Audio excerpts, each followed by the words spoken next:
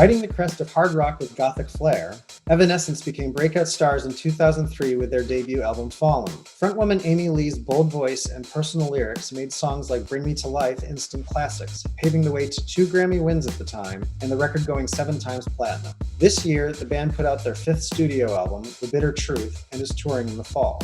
I'm Corey Groh, senior writer for Rolling Stone. But back in 2003, I was sort of a roadie on Evanescence's first big American tour. For the Rolling Stone interview, I spoke with Amy Lee about that tour and how her approaches to songwriting and performing had changed since then. So just talking about that journey and getting to this point, obviously you put out The Bitter Truth. And when I was listening to The Bitter Truth, I can hear what you're talking about, how it is a little bit more complex musically. There's a greater depth of sound there. That's obviously maturing as a songwriter, maturing as an artist, maturing as a musician. How did making a record like that differ from something like Fallen, or like, obviously, there's many albums in between that too. Like how did and this was also, I think, your first album of new music in maybe 10 years. So It is. how, Yeah. how did you take all of this this coming up to this point? How did that go into The Bitter Truth? A lot of it is perspective and experience, and a lot of it is the situation that we're in on a business level. We are surrounded by people that fully support us and care and are fans of the band, and that's not the way it's always been. And also, like, this is actually the very first album, really thinking about it, besides like Synthesis or something. This is the first full original album where I haven't had to like show some label man the songs and get his approval that we could go ahead. Like, I don't have to do that anymore. We make the music that we want to make, and we know when it's not good enough, and we know when it is, and we know who we are, and we just make our music. It leaves so much more room for creativity and positivity, just to push each other and to be pushed by an incredible producer, Nick Raskulinecz. He produced our last full album, the self-titled one. And we had such an incredible experience with him then too. I want to work with people that challenge me. I don't want to work with corporate businessmen who want me to dumb things down because they think that our audience is stupider than they are. I want to make great music that I love and stand completely behind, which we really always had, but I used to have to fight for it. This time there wasn't that fight. So there was just more energy to pour into the creativity. Where do you draw inspiration from these days for your songs? It's coming from mainly just an internal place, just my own heart and perception and reactions to the events of my life, but also to the outside world. And there's been a lot going on the last couple of years. So much to talk about. And especially since it has been 10 years since our last album, there's been a lot of events in my own life and in our band family to go to. For me, honestly, the greatest music for me, really, I don't know if I could say the greatest. Music pours out of me when there's challenge, when there's pain, when there's been something that I need to get off my chest. So we've had some of that in not just the last decade, but even looking back farther than that. This album is about now, but it's also really about my whole journey, which just feels really good to hash out.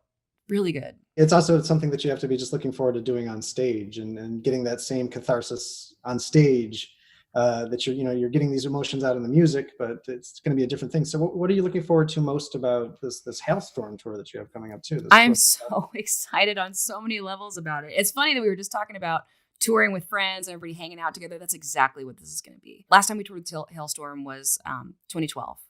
Mm-hmm. And that was another tour where everybody was friends. All the crew, both bands, just having fun, cornhole competitions and hanging out, listening to music too loud after the show. I hope that it can be that way. It was like that before, and we love all those guys.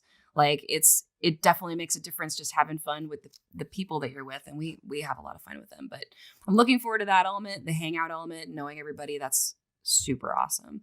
But also just being able to reconnect with fans and to go on stage and have all this new music after so long. Like we have a big enough catalog without it that we're able to kind of change up our set to a degree like before. And we have been touring quite a bit over the past 6 years before pandemic stuff. But now there's so much new music that we want to play. I feel like there's going to be a little bit of a challenge with the set, like about choices, because you got to throw some of the, the familiar territory back in. You got to play Bring Me to Life. We got to sprinkle in some hits, but we're just dying to play the whole new record so bad. I don't think this is the right tour for it, but at some point I want to just like do a show that's just the full album start to finish. There's obviously a lot that you're hopeful for. You have this tour coming up. You have the new record out. But what else is giving you hope for the rest of this year? Oh, my son just brings me a lot of happiness. Truly is the greatest thing I've ever been a part of creating in the world. I'm excited to go back on the road. He's excited to go back on the road. It's going to be trickier now than it used to be because, you know, he'll be a first grader. So we'll have to kind of juggle like when he can come and when it's better for him not to. And that's going to be hard. But when he can, he asks about it all the time. Like we've been working on this live stream and practicing and stuff. So he sees, you know, glimpses of us doing our thing. And he's like, when do we go on tour? Because every time we've gotten together to do a rehearsal like this, it's always followed by, cool, then you get on the bus. And this time, not happening. So that's actually really depressing.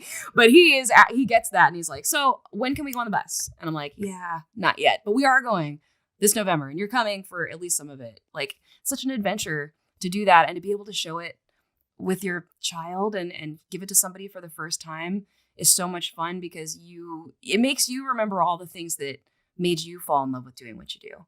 The light show, you know, his eyes are just huge watching the crazy projections and light show, just like, and the music and the fans. And then also like he's a kid, so he gets up real early before me.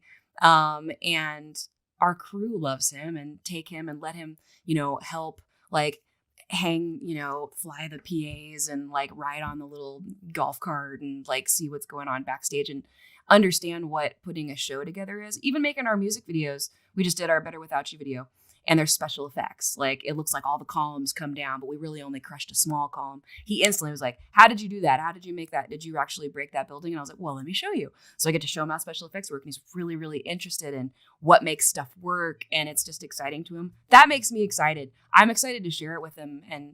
And I don't know, just like have him be exposed to that really cool thing that we get to do.